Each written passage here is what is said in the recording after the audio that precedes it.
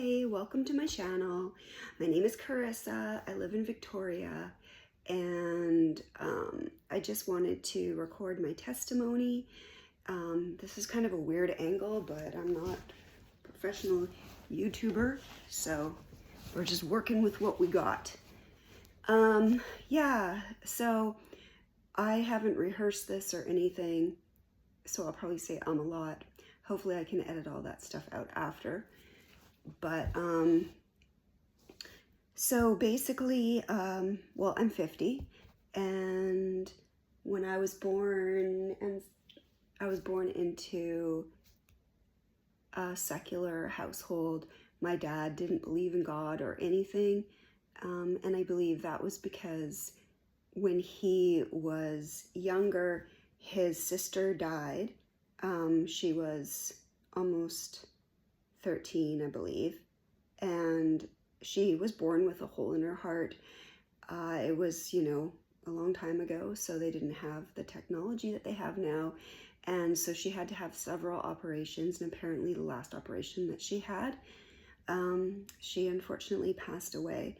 And so I think that might be why my dad just refused to believe, because he thought that what kind of God would cause his sister to die? Which, we know we live in a fallen world, and we're all subject to disease and decay ever since Adam and Eve sinned in the Garden of Eden. So, yeah. Anyways, I didn't know anything about Jesus. I didn't know who he was or his name or anything until I was about 11, and the neighbor invited me to a vacation Bible camp. And it was just like a day thing that I went to, and it was really fun, but I don't remember like what I learned about him. I think maybe seeds were planted, obviously, then. And then just went through my life, and I always felt that there was a God, because I did have some bad experiences, which I now think were probably spiritual warfare, or yeah, just basically demonic. And so I started to pray to God, and I didn't know who I was praying to, but all that stuff stopped. And that was around the time when me and my friends were, getting into like Ouija boards and all that stuff. So it's not surprising that a bunch of demonic stuff happened. And yeah, so I've always prayed every single night before I went to bed since then. But of course, I didn't know who the true living God was. I didn't know Jesus. And so went to college, and my mom was more into like new age stuff. I don't know exactly what she believed, but I think she believed there was a higher power, but she didn't know who it was. And then in the late 90s, I went to college, and it started when I worked at a bookstore, and the first person that said, "Come to my church," I believe her name was Kim. And so I went, and I didn't really understand, but I went to it. It was a Lutheran church. And then I don't remember if I don't think I continued going, because then I stopped working at the bookstore to go to college.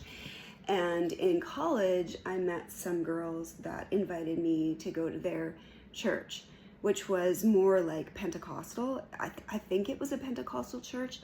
And then there was also another girl who was in a different group who invited me to go to her church, which was very Pentecostal. They had really long skirts, and they wore like veils and stuff like that. So I really feel the Lord was seeking me, because it seemed like no matter where I went, he just kept putting all these people in my life. So I ended up, going to church and starting to read the Bible, and totally didn't understand it. But as time went on, like, I did understand enough that I knew that I wanted to be baptized. and my friend offered me to be baptized at her church, so I did it. And yeah, that was, super awesome. But I truly believe I was saved, but I didn't really understand everything. But I mean, I guess a lot of people don't. And then I was with my husband and trying to get pregnant, and I had pregnancy losses, and then moved to Victoria because I was in Vancouver at the time. We moved here in 2000 to Victoria, and I was pregnant, but I had a miscarriage. And then I think, I did go to church. Like I went to a church out in Colwood, but I kind of got church hurt. I just didn't feel like I fit in, to be honest. Yeah.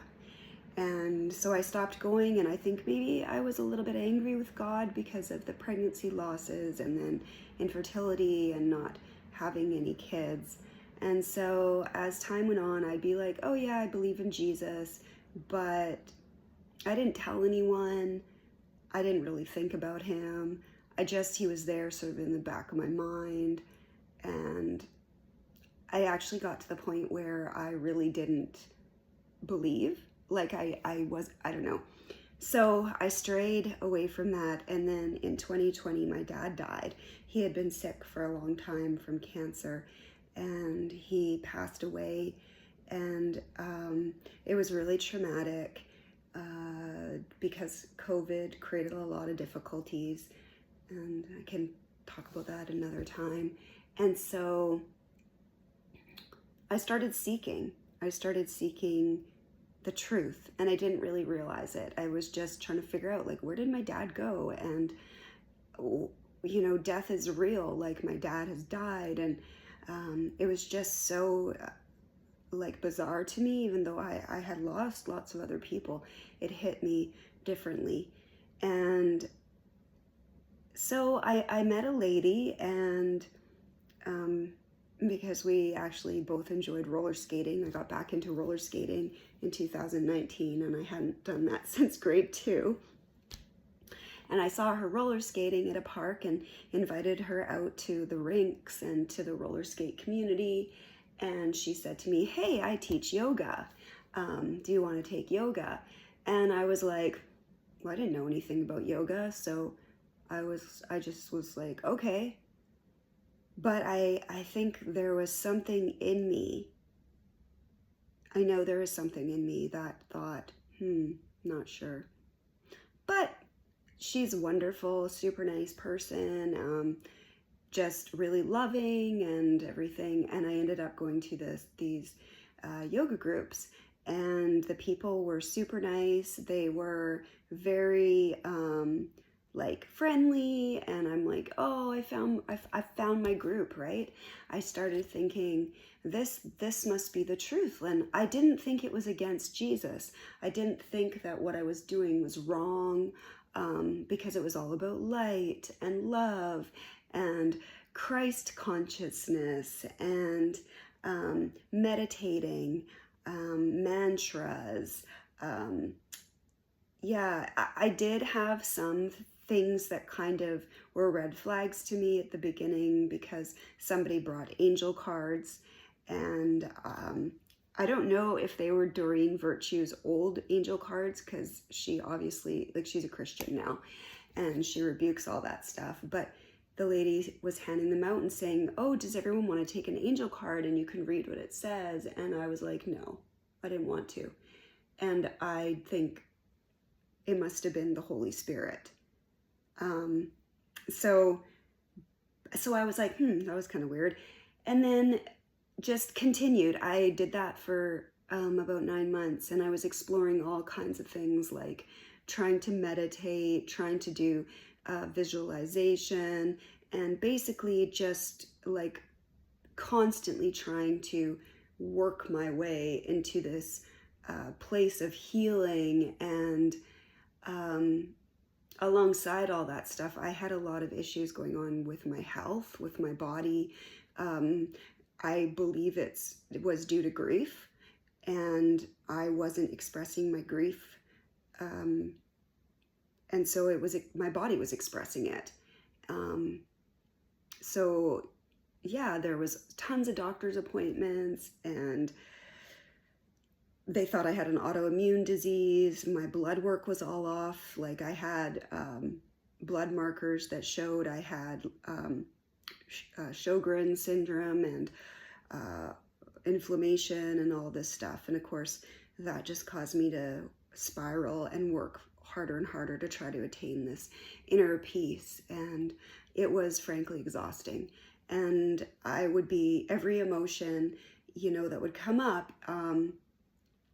I would retreat to the spare room to do meditations, to do yoga, and just because I felt that, I think I just didn't want to feel my feelings or wanted to try to control them. It was just this endless battle of control, and it was horrible.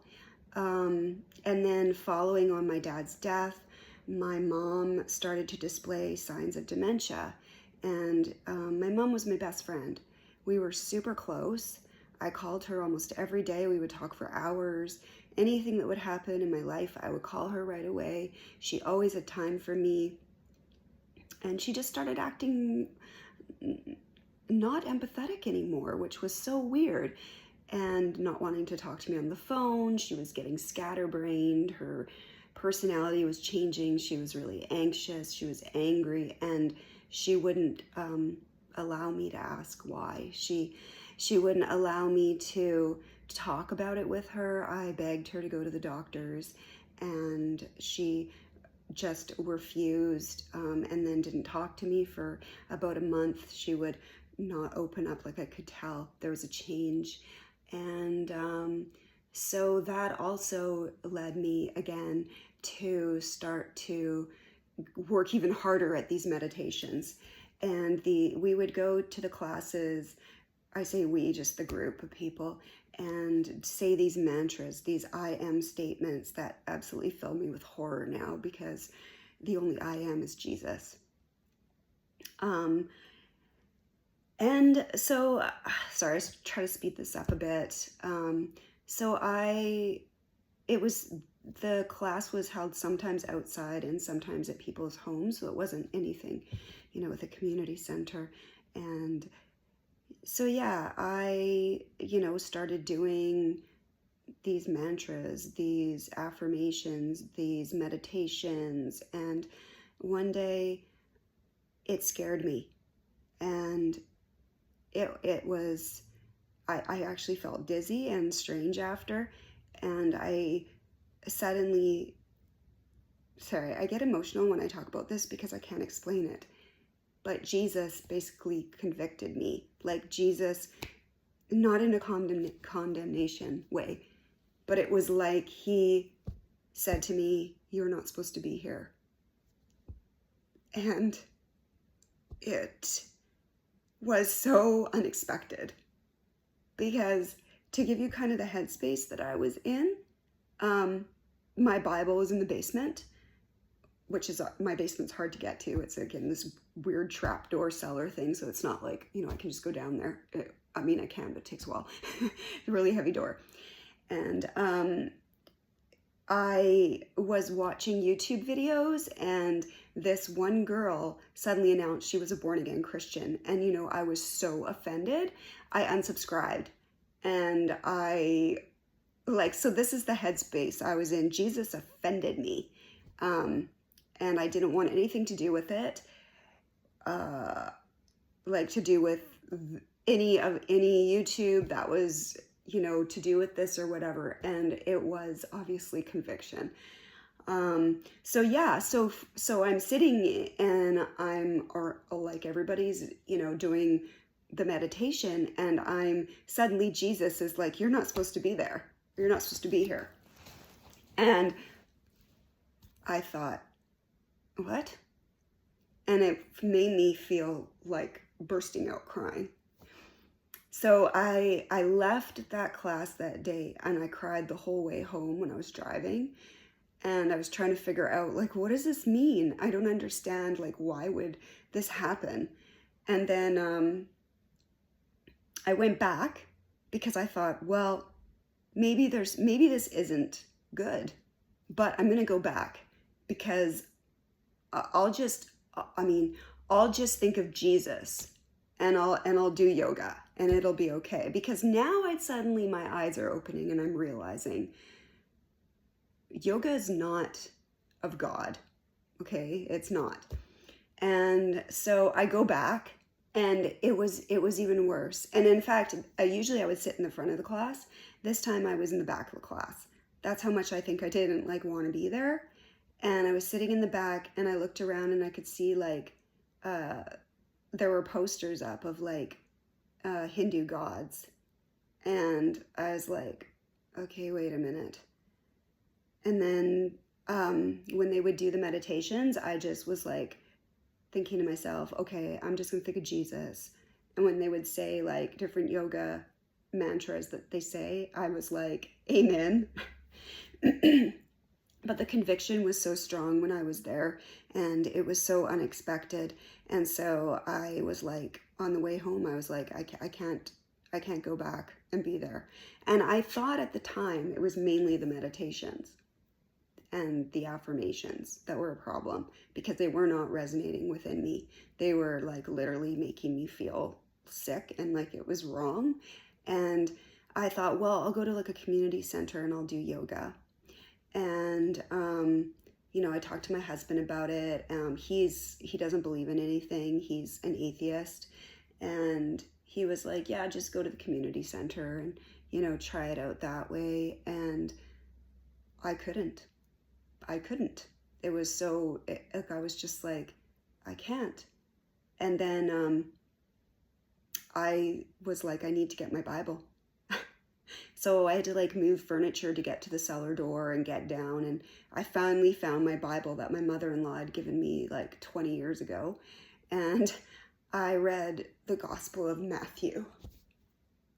I don't know, I read the whole thing and I realized that I was not worshiping God, that I was actually like, I had opened myself up to worship, you know, Hindu demons basically. And I was so sad and I repented and I felt terrible because it was like for the first time I'd actually read the gospel and realized what Jesus had done for us and that he died on the cross for my sins and I had slipped away and was like doing my own thing, not realizing that it was just like, I thought, oh, it's all light and love and all this. And it was actually like counterfeit. It wasn't real. It was the enemy masquerading as light. And that's why I never had peace. That's why I'd constantly be trying to obtain this level of peace. And it would be like, I'd do a meditation and it would be, you know, like an hour I'd feel okay. And then the feeling of awful, it was just awful, anxiety, depression would just flood me, like way worse than when I started. And so, yeah, after that, I went on YouTube and I started to, well, actually, I went online and I started researching and it led me to YouTube videos of people who had turned from New Age to Jesus. And I was shocked, like, and then I understood, right? And so I went and I was sitting there and Jesus was like, get rid of all your stuff. Like, you need to get all this stuff out of your house. You need to just like throw it all away. Because I had like crystals and New Age books and all that stuff. And so, sorry, my phone's ringing, which is weird. It doesn't usually ring. It's my landline. And so yeah, I destroyed everything. I like ripped up the books and I threw them in the garbage and got rid of, like, I had a Tibetan singing bowl and I got rid of that. And I got rid of my yoga mats and then I realized I had to tell everybody that I was a Christian and that I followed Jesus and that I believed him. And you have to understand, like, my entire friend group is not at all religious in any, like, at all. Very secular, very left wing. And I was so blind to how they would react. Anyways, sorry. So first thing was I had to contact the lady that I did yoga with. And I told her, I texted her and I said, I won't be coming to yoga anymore. I believe in Jesus. I'm a Christian and it doesn't align with my life. And so I think she was quite shocked. And yeah, I just felt like I needed to do that.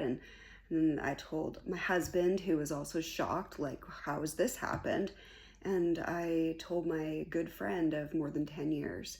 And I thought she would be okay. We're not friends anymore, but I'm not going to say anything more about that because there's just so much to it. And I do, anyways. So yeah, it was quite a lot. And then, so I'd gotten rid of all the stuff in my house. I repented. I was praying to Jesus, praying to God, what do I do now? Like, and then me and my husband, we actually went on a trip to Mexico. And when I was there, basically it was like, you need to now find a church, like not in Mexico, but when I come back home. And I thought, oh gosh, I don't want to go back to church. I had bad experiences at church. Like those people, I got hurt. And yeah, but I said, I'm going to be obedient to you, God. And so I got to find a Bible-based church.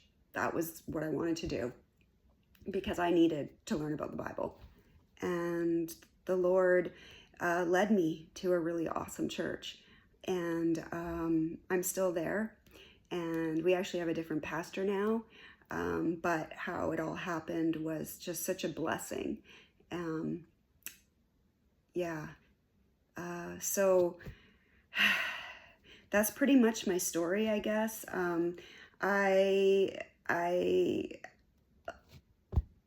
Yeah, like I said, I didn't rehearse this or anything, but I just felt like I wanted to share. And I am going to tell you, like, as a Christian, you are definitely persecuted. I had no idea. I was completely innocent because I wasn't really, I was a sinner. But what I mean is that I was naive to how people perceive Christians, because there are so many people that say they're Christians and nobody's perfect. And a lot of people who say they're Christians actually aren't really Christians. And I just wanted to follow Jesus. That's what I wanted to do. And so when I went to church and my eyes were opened, there was a lot of political issues that were happening at the time. And I had no idea how politics plays into it all. And I had a lot of people like saying to me, well, do you support Trump? Are you against gay people? Are you, like, just all, and accusations about my church. And I was just sort of like, whoa, like, I just want to follow Jesus. Like, I had no idea that Jesus was going to convict me of yoga and meditations and that he was going to come into my life. So you give yourself to Jesus and he's going to come get you. Like, he came and got me, and I'm so grateful. And I have to say, like, when I surrendered to Jesus, the peace that I was seeking with all that meditation, yoga, mantra, breathing work, the peace, it does surpass all understanding. And if it wasn't for God, I don't think I would be alive. Like, my mental state was so bad. And the Lord has just held my hand through the loss of my mom. She did end up pass away just February of this year, February 14th, 2025. And, you know, it was just, God knows when to come get you, but I have to say, like, please, please give your life over to Jesus. The sooner, the better. I just see, like, such a lost world, and we need Jesus. I can't express it. how amazing. I'm not saying that your life is going to be perfect. I'm not saying that, you know, you won't have trials, but when you have Jesus in your life, like, he just lifts you up. He gives you strength. It's amazing. And so I started going to church December 10th of 2023. I became a Christian, though, again. I mean, this is the part, okay, I guess you could say because I did get baptized and let Jesus into my heart, and I believe that's why he never let go of me in all these 20 odd years that passed where I strayed away.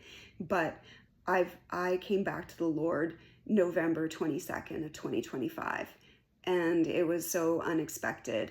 And I had a lot of people say to me, like, oh, it's because you went to church and got brainwashed.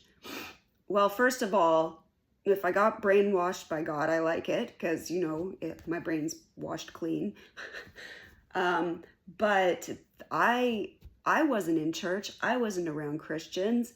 I simply was seeking the truth. And I didn't even know I was seeking the truth. I just, he'll come to you. Like, it was crazy. And so I tried to explain to people, like, it's not, nobody told me. It was Jesus himself who came. And I had no idea this would happen. Absolutely no idea. People think I'm crazy now. And that's okay, because the world is completely upside down. And once your eyes are open to the truth, it's pretty shocking. And that, you know, like, when I first came back to the Lord, luckily God led me very, very softly through it, because I think my brain would have exploded if he had revealed everything to me at once. There's no way I could have handled that, because my worldview was completely backwards. And yeah, so if you have any questions, like, let me know. I don't really know. Oh, I actually did get baptized again. That was something I wasn't sure about, because you know, you only need to be baptized once. But I felt for a whole year God really saying to me, like, you know, as a sign of obedience, that I would get baptized publicly with my church. And so I did. I got baptized. Oh my goodness, I can't remember the date, but it was this year. And it was, I believe it was in June, but I'd have to double check. It was during the Pentecost week.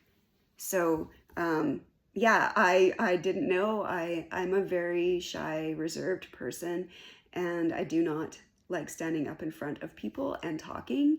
And so I was like, okay, Lord, do you want me to do this? Do you want me to do this? And it wasn't until right when the pastor was deciding to baptize people that I was like, yes, I need to do this. And then I was like, I'm not even going to talk. No, I don't want to talk. I don't want to tell people my testimony. And, but it was funny, because when I got up there, the Holy Spirit just made me talk. I didn't talk much. I was shaking and nervous, but when the Lord wants you to talk, you'll talk. And I'm glad I did. And I just feel so grateful that Jesus has come into my life and rescued me. And just praise God, like he has blessed me. I have so many friends now. I'm not saying life's perfect. My husband isn't a Christian, and I love him, and that's up to him. And I, of course, want him to follow Jesus, and I pray for him every day. But that's something that the Lord will. That's between him and the Lord. And yeah, I've lost some friends, and my connections with people are a little different now. But my love for people has grown so much, and yeah, it's if it wasn't for God, like I said, I think I would be a very tormented person, if not here at all. So yeah, I guess that's all I'm going to say for now, but I'm going to start making more YouTube videos, and I like to play my ukulele. You'll see there's some videos. I am not the greatest singer, but I really enjoy it, so I do it. And I'm going to be vlogging, and yeah, I'll just take you guys along for the journey, and yeah, thanks for listening. Bye. God bless you.